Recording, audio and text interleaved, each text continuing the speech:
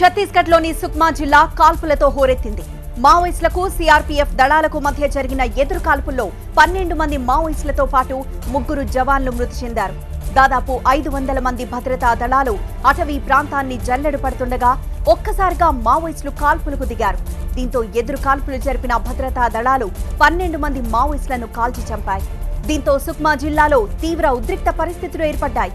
పరిస్థితిని ఎప్పటికప్పుడు ఉన్నతాధికారులు సమీక్షిస్తున్నారు. ఎన్కౌంటర్లో మరో 6 జవాన్లకు తీవ్ర గాయాలయ్యాయి. గాయపడ్డ జవాన్లను రాయ్పూర్లోని ఆసుపత్రికి తరలించారు. దాదాపు 60 గంటల పాటు ఈ ఎన్కౌంటర్ కొనసాగినట్లు పోలీసులు తెలిపారు. జమ్మూ కశ్మీర్లో భద్రతా బలగాలు ఉగ్రవాదులకు మధ్య భీకర ఎన్కౌంటర్ జరిగింది. శ్రీనగర్ జిల్లాలోని ఢిల్లీ పబ్లిక్ స్కూల్లోకి చొరబడ్డ ఉగ్రవాదులను సిఆర్పీఎఫ్ బలగాలు మట్టుబెట్టాయి. నిన్న సాయంత్రం నుంచి ఉగ్రవాదులకు భద్రతా బలగాలకు భీకర కాల్పులు జరిగాయి. అయితే ఈ ఘటనలో 2 ఉగ్రవాదులు హతం కాగా 2 జవాన్లకు తీవ్ర గాయాలయ్యాయి. సిఆర్పీఎఫ్ కాన్వాయ్ పై దాడికి తెగబడ్డ టెర్రరిస్టులు సమీపంలోని ఢిల్లీ పబ్లిక్ స్కూల్లోకి చొరబడ్డారు. వెంటనే స్కూల్ను ముట్టడించిన సిఆర్పీఎఫ్ బలగాలు ఆ ప్రాంతాన్ని ఖాళీ చేయించారు. నిన్న సాయంత్రం నుంచి ఉగ్రవాదులు టెర్రరిస్టుల మధ్య భీకర కాల్పులు జరిగాయి.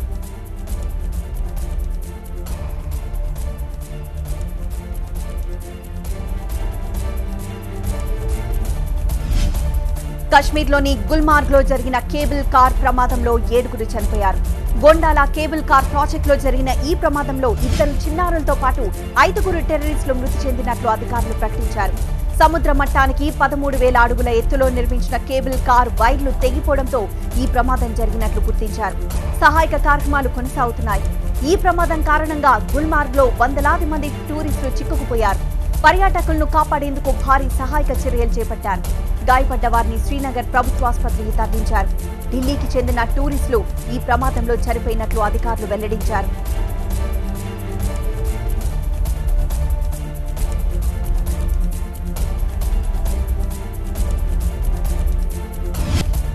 పాకిస్తాన్లో ఘోర ప్రమాదం జరిగింది. అదుపు తప్పిన ట్యాంకర్ పేలడంతో 100 మందికి పైగా ప్రాణాలు కోల్పోయారు. ఒక్కసారిగా అంటుకున్న మంటలు అక్కడున్న వారిని బొక్కి చేసింది. పంజాబ్లోని బహవల్పూర్లో ఓ ట్యాంకర్ పేలి 140 మంది సజీవ దహనమయ్యారు. ఇందులో మరో 40 మందికి తీవ్ర గాయాలయ్యాయి. క్షణాల వ్యవధిలో 100 మంది అగ్నికి ఆహుతయ్యారు. స్పీడ్ గా వెళ్తున్న ఆయిల్ ట్యాంకర్ హైవేపై అదుపు తప్పి బోల్తా కొట్టింది. ట్యాంకర్ నుంచి ఆయిల్ లీక్ అవడంతో దానికోసం జనాలంతా ఎగబడ్డారు. ఆయిల్ కోసం పోటీ పడ్డారు.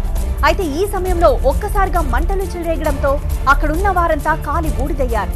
ఈ సమయంలో పక్కనున్న వాహనాలు, అందులో ఉన్న జనాలు సైతం మంటల్లో కాలిపోయారు. అగ్నిమాపక సిబ్బంది సంఘటనా స్థలానికి చేరుకునే లోపే ఆయిల్ కోసం వచ్చిన వారంతా ప్రాణాలు కోల్పోయారు. ఈ ప్రమాదంలో మృతుల సంఖ్య పెరిగే అవకాశం ఉందని అధికారులు చెబుతున్నారు.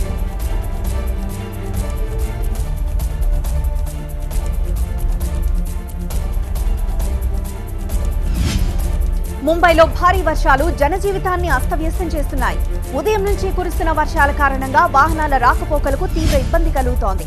కొన్ని ప్రాంతాల్లో ట్రాక్లపై నీరు చేరడంతో లోకల్ రైళ్లను నిలిపివేశారు. సముద్రం అల్లకల్లోలంగా మారింది. అంధేరి, కుర్లా తదితర ప్రాంతాల్లో ఎడతెరిపి లేకుండా వర్షం కురుస్తోంది. ఇళ్ల నుంచి బయటికి రావడానికి జనం తీవ్ర ఇబ్బంది పడుతున్నారు. మత్స్యకారులు చేపల వేటకు వెళ్లవద్దని అధికారులు హెచ్చరికలు జారీ చేశారు.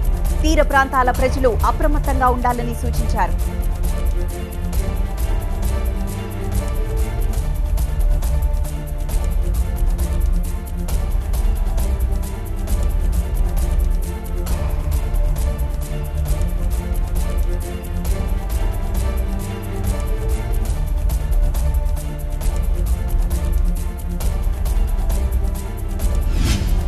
రాష్ట్రపతి పదవికి పోటీ చేస్తున్న ఎన్డీఏ పక్షాల అభ్యర్థి రామ్నాథ్ కోవింద్ ఇవాళ ఉత్తరప్రదేశ్లో ప్రచారాన్ని నిర్వహించారు.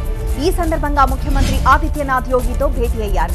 ఉత్తరప్రదేశ్లోని పార్లమెంట్ ఉభయ సభల సభ్యులతో పాటు శాసనసభ్యుల ఓట్లు కీలకం కావడంతో రామ్నాథ్ యూపీపై దృష్టి పెట్టారు. అనంతరం ఉత్తరాఖండ్లో పర్యటించనున్నారు. ఇలా ఉండగా వచ్చే నెల 17 నుంచి పార్లమెంట్ వర్షాకాల సమావేశాలు ప్రారంభం కాబోతున్నాయి.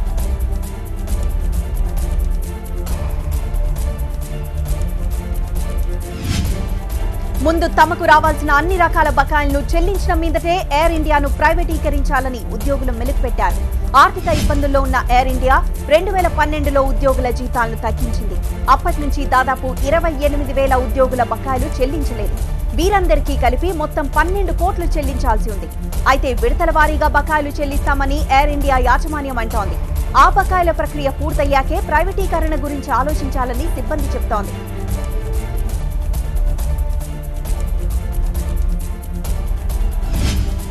ప్రధాని నరేంద్ర మోదీ అమెరికా పర్యటన మొదలైంది. పోర్చుగల్ నుంచి వాషింగ్టన్ చేరుకున్న మోదీకి ఘన స్వాగతం లభించింది. యుఎస్ ప్రెసిడెంట్ గా బాధ్యతలు చేపట్టిన తర్వాత ట్రంప్ ను ప్రధాని తొలిసారిగా కలుస్తుండటంతో వీరి భేటీకి అత్యంత ప్రాధాన్యత ఏర్పడింది. ఇలా ఉండగా కొద్దిసేపటి క్రితం వాషింగ్టన్ విలోడ్ హోటల్లో Apple, Microsoft, Adobe, Cisco, Walmart, Google తో పాటు 20 దిగ్గజ సంస్థల సీఈఓలతో మోదీ సమావేశమయ్యారు.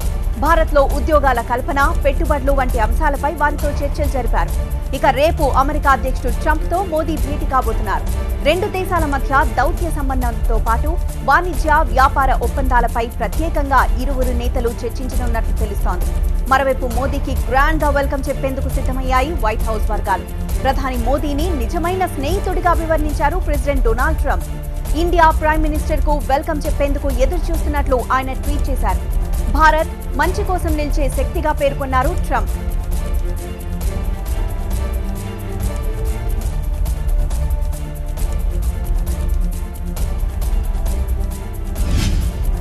నంద్యాల ఉప ఎన్నిక సమరం వేడెక్కింది. నోటిఫికేషన్ రాకముందే ప్రధాన పార్టీలు తమ అభ్యర్థులను ప్రకటించాయి. ఇంతకుముందు టీడీపీ తన అభ్యర్థి భూమా బ్రహ్మానందరెడ్డి పేరును ఖరారు చేసింది. వైసీపీ తరపున శిల్పా మోహన్ రెడ్డి పోటీ చేయనున్నారు. ఇవాళ శిల్ప అభ్యర్థిత్వాన్ని ఖరారు చేస్తూ జగన్ నిర్ణయం తీసుకున్నారు. మరోవైపు టీడీపీ తరపున భూమా నాగిరెడ్డి అన్న కొడుకు బ్రహ్మానందరెడ్డి పోటీ చేయబోతున్నారు. భూమా నాగిరెడ్డి హఠాన్మరణంతో ఈ ఉప ఎన్నిక అనివార్యమైంది. అయితే ఉప ఎన్నికను ఏకగ్రీవం చేసేందుకు భూమా ఫ్యామిలీ ప్రయత్నాలు ప్రారంభించడం మరుక్షణమే వైసీపీ అభ్యర్థిని ప్రకటించడం చర్చనీయాంశంగా మారింది. వ్యూహాత్మకంగా జగన్ తన అభ్యర్థిని ప్రకటించారని తెలుస్తోంది. భూమా ఫ్యామిలీ తన ఇంటికి రాకముందే అభ్యర్థిని ప్రకటించి తన నిర్ణయాన్ని చెప్పకనే చెప్పారని కొందరంటున్నారు.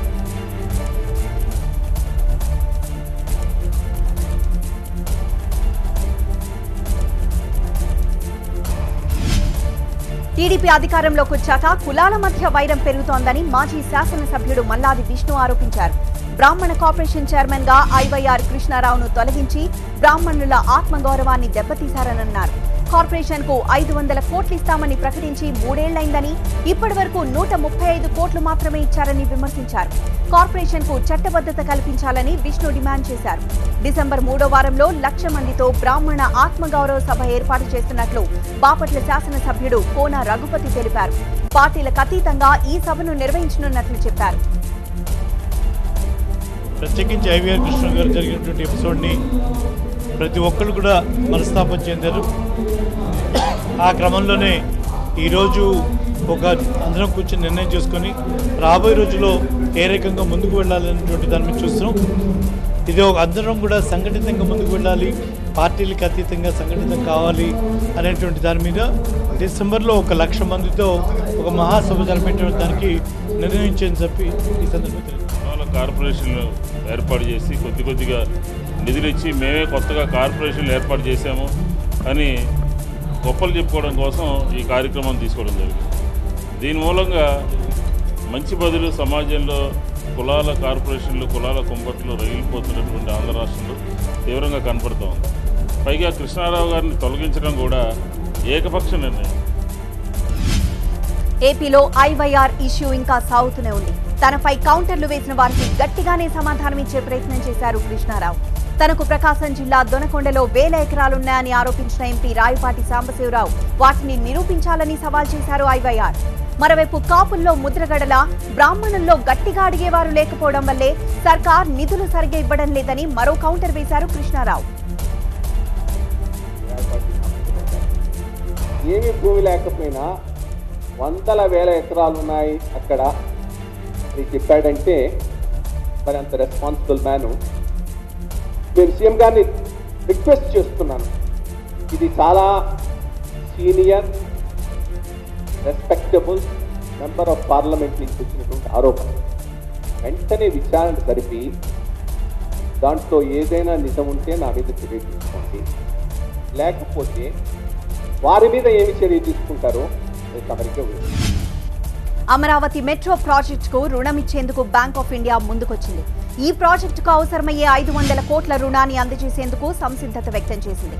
అమరావతి ప్రాజెక్టుకు మొత్తం 7,000 కోట్ల మేర నిధులు అవసరం కాగా సర్కారు వాటాగా 1,800 కోట్లు రుణంగా తీసుకునేందుకు ఆమోదం లభించింది. ఇందుకు స్పందించిన బ్యాంక్ ఆఫ్ ఇండియా రుణం మంజూరు చేసేందుకు ముందుకొచ్చింది.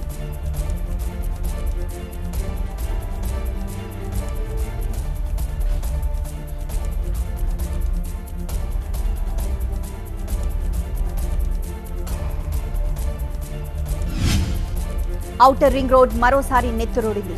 సినీ హీరో రవితేజ సోదరుడు భరత్ రోడ్డు ప్రమాదంలో మృతి చెందాడు. ఆగి ఉన్న లారీని భరత్ ప్రయాణిస్తున్న స్కోడా కారు వేగంగా వచ్చి ఢీకొట్టడంతో ఈ ప్రమాదం జరిగింది. శంషాబాద్ మండలం కొత్వాల్గూడ ఓఆర్ఆర్ పై ఈ దుర్ఘటన జరిగింది. నోవాటల్ హోటల్లో స్నేహితులతో కలిసి పార్టీలో పాల్గొన్న భరత్ ఆ తర్వాత తిరిగి వస్తుండగా ఈ ప్రమాదం జరిగినట్లు తెలుస్తోంది. ప్రమాదం జరిగిన సమయంలో కారు వేగం గంటకు 150 కిలోమీటర్లుగా చూపిస్తోంది. దీంతో అతివేగం వల్లే ఈ ప్రమాదం జరిగినట్లు తెలుస్తోంది. భరత్ మృతదేహానికి ఉస్మానియా ఆసుపత్రిలో పోస్టుమార్టం పూర్తి చేశారు. అనంతరం జూబ్లీహిల్స్లోని మహాప్రస్థానంలో అంత్యక్రియలు నిర్వహించారు. చివరిసారిగా పలువురు సినీ ప్రముఖులు భరత్కు నివాళులర్పించారు.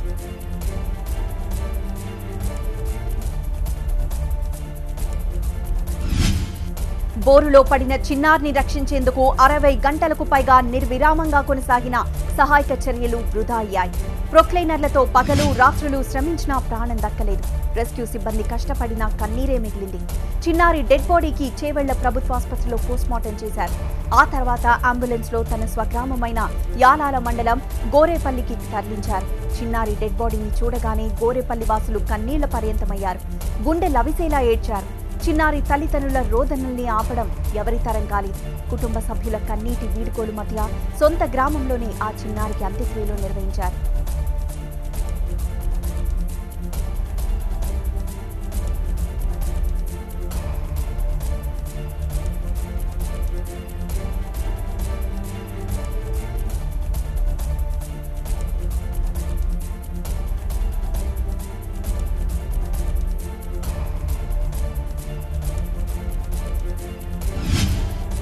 తూర్పుగోదావరి జిల్లాలో విష జ్వరాలు ప్రబలిపోతున్నాయి. ఏజెన్సీ గ్రామాలు రోగాల బారిన పడుతున్నాయి. గత 4 రోజుల్లో 16 మంది విష జ్వరాల బారిన పడి మృతి చెందారు. ముఖ్యంగా వై రామవరం మండలంలో ఈ జ్వరాలు విపరీతంగా వ్యాపిస్తున్నాయి. ఇంకా 25 మంది వరకు తీవ్ర జ్వరంతో బాధపడుతున్నారు. వీరిని రంపచోడవరంలోని ప్రభుత్వాసుపత్రికి తరలించి ప్రత్యేక వైద్య సదుపాయాలు కల్పించేందుకు అధికారులు ఏర్పాట్లు చేశారు. ఏపీ గిరిజన సంక్షేమ శాఖ మంత్రి నక్కా ఆనంద్ బాబు జిల్లా కలెక్టర్కు ఫోన్ చేసి వివరాలు అడిగి తెలుసుకున్నారు. ఏజెన్సీలోని మరిన్ని గ్రామాలకు ఈ విష జ్వరాలు విస్తరించకుండా అధికారులు చర్యలు తీసుకోవాలని ఆదేశించారు.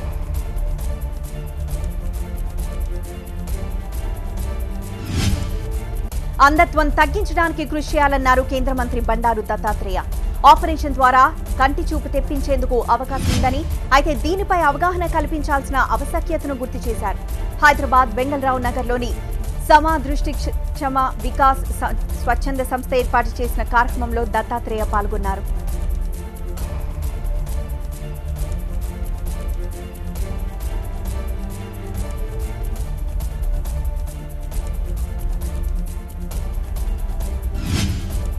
ప్రతి సంవత్సరం ఆషాఢ శుద్ధ విధియ నాడు నిర్వహించే జగన్నాథ రథయాత్ర లక్షలాది మంది భక్తుల జయధ్వన్ల మధ్య అంగరంగ వైభవంగా సాగింది. వర్షాన్ని కూడా లెక్క చేయకుండా భక్తులు జగన్నాథుడి యాత్ర చూసేందుకు పోటెత్తారు.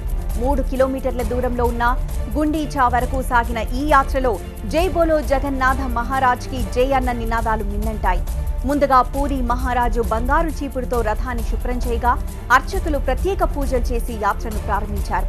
ఈ కార్యక్రమానికి ఒడిశా ముఖ్యమంత్రి నవీన్ పట్నాయక్ కూడా హాజరయ్యారు. మరోవైపు జగన్నాథ యాత్ర సందర్భంగా పూరి నగరమంతటా భారీ భద్రత ఏర్పాటు చేశారు. 7,000 మంది పోలీసులు, 125 ప్లాటూన్ల బలగాలను రంగంలోకి దించారు.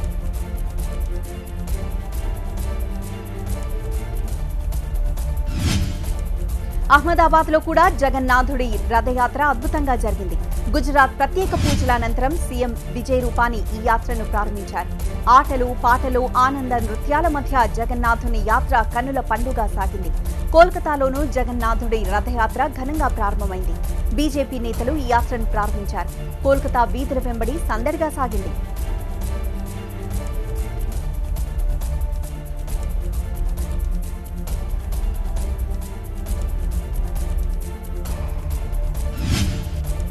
ఆషాఢం మొదలైంది. తెలంగాణలో బోనాల సంబరాలు ప్రారంభమయ్యాయి. ఇవాళ హైదరాబాద్ గోల్కొండలోని జగదంబ ఆలయంలో ప్రత్యేక పూజలు నిర్వహించి బోనాల ఉత్సవాలకు శ్రీకారం పలికారు. ఈ సందర్భంగా మంత్రులు తలసాని శ్రీనివాస్ యాదవ్, ఇంద్రకరణ్ రెడ్డి, నాయని నరసింహారెడ్డి అమ్మవారిని దర్శించుకుని పూజలు నిర్వహించారు. రాష్ట్ర ప్రభుత్వం తరపున అమ్మవారికి పట్టు వస్త్రాలు సమర్పించారు. జంట నగరాల్లోని వివిధ ప్రాంతాలకు చెందిన భక్తులు పెద్ద సంఖ్యలో అమ్మవారిని దర్శించుకుంటున్నారు. హిందువులు కానీ ముస్లింలు కానీ ఒక సోదర భావంతో స్నేహ భావంతో మన పండుగల్ని మనం బ్రహ్మాండంగా చేసుకునే విధంగా అందరూ ఒక్కొక్కరు సహకరించవలసినటువంటి అవసరం ఉన్నది.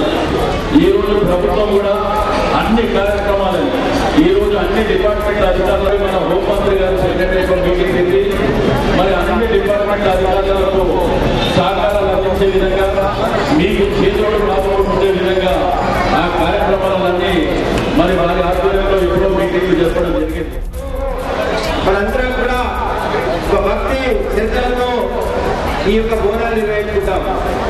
మత సామరస్యం కూడా పాటించాలి. ఒక దిక్కు మనకు 4 రోజుల నుంచి రంజాన్ ఉపవాసాలు జరుగుతూ ఉన్నాయి. రంజాన్ పండుగని రేపు ముస్లిం సోదరులు కూడా ఘనంగా నిర్వహించుకుంటా ఉన్నారు.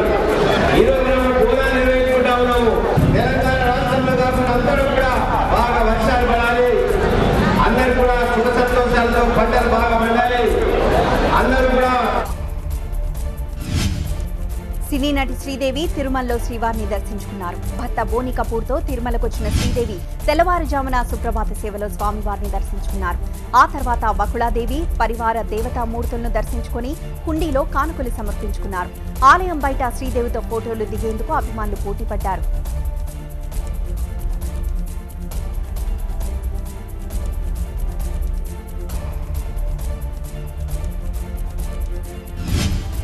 ప్రపంచవ్యాప్తంగా రంజాన్ సంబరాలు మొదలయ్యాయి. మసీదుల్లో ప్రత్యేక ప్రార్థనలు నిర్వహిస్తున్నారు.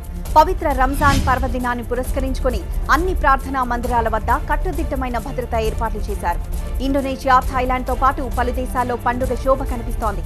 భారత్లో రంజాన్ పండుగను రేపు జరుపుకుంటున్నారు.